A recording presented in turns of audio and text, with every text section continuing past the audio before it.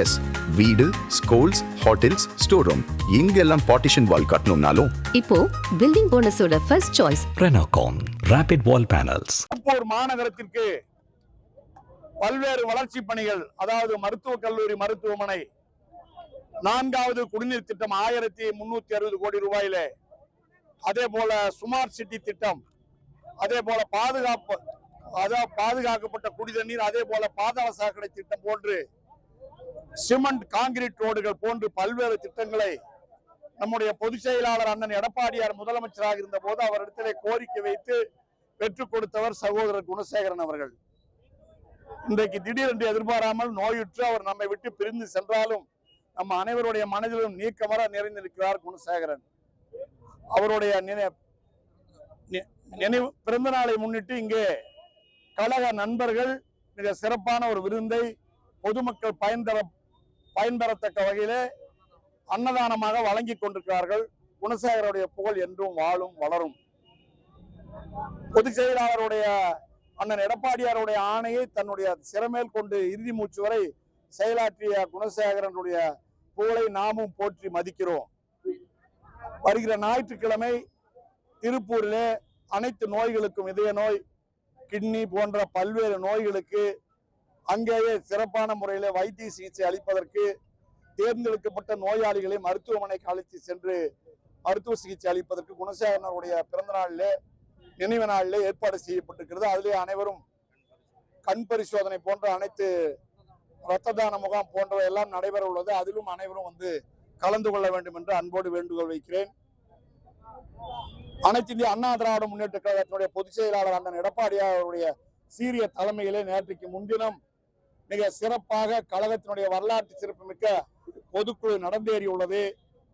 அந்த பொதுக்குழுவுக்கு கூடிய கூட்டமும், அந்த பொதுக்குழுவில் ஏற்பட்ட உணர்ச்சியும், மக்களுடைய எழுச்சியும், பொதுச் செயலாளருடைய உரையும் தமிழக மக்களால் சிறப்பாக வரவேற்கப்பட்டிருக்கிறது. தமிழக மக்கள் பொதுச் செயலாளருடைய பேச்சை கேட்டதற்கு பிறகு அடுத்த முதலமைச்சர் எடப்பாடியார் தான் என்கிற முடிவுக்கு அனைவரும் முடிவு செய்திருக்கிறார்கள். அடுத்த முதலமைச்சர் எடப்பாடியார் அவர்கள் தான் தனி பெரும்பான்மையுடன் மொத்தம் அனைத்து இந்திய அண்ணா திராவிட முன்னேற்ற கழகத்தின் கூட்டணி 210 தொகுதிகளிலே வெற்றி பெறும். தனி பெரும்பான்மையுடன் அனைத்து இந்திய அண்ணா திமுக ஆட்சி அமைக்கும். கழகம் அம்மா அவருடைய ஆணைப்படி தனக்கு பிறகு 100 ஆண்டு காலம் தன்னுடைய சேவையை தொடரும் என்று நம்முடைய பொதுச் செயலாளர் சொல்லியிருக்கிறார்.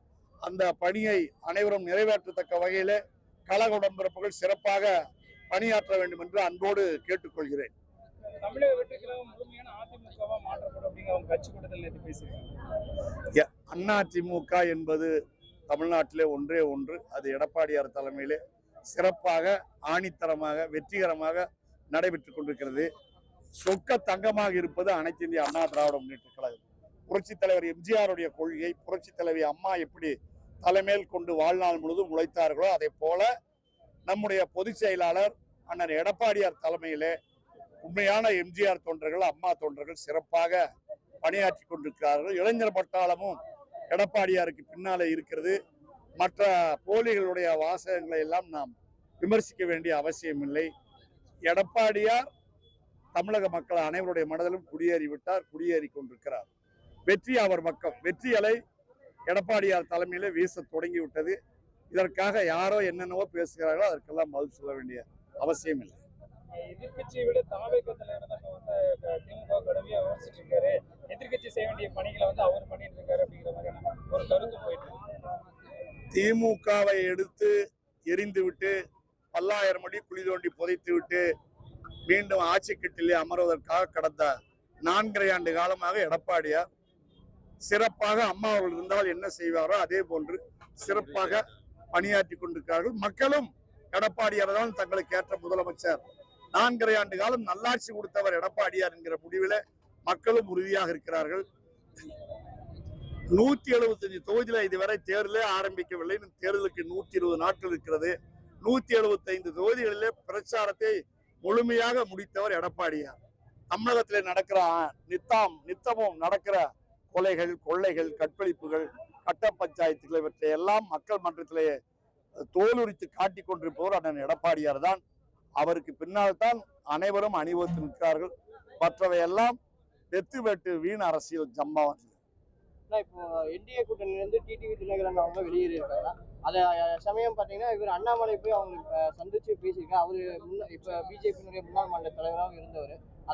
இதை பத்தி எல்லாம் எங்களுடைய பொதுச் செயலாளர் தான் இப்படிப்பட்ட கேள்விகளுக்கெல்லாம் பதில் சொல்ல முடியும். எங்களுடைய நோக்கம், எங்களுடைய குறி திமுகவை வீழ்த்த வேண்டும், எடப்பாடியாரை முதலமைச்சராக்க வேண்டும்.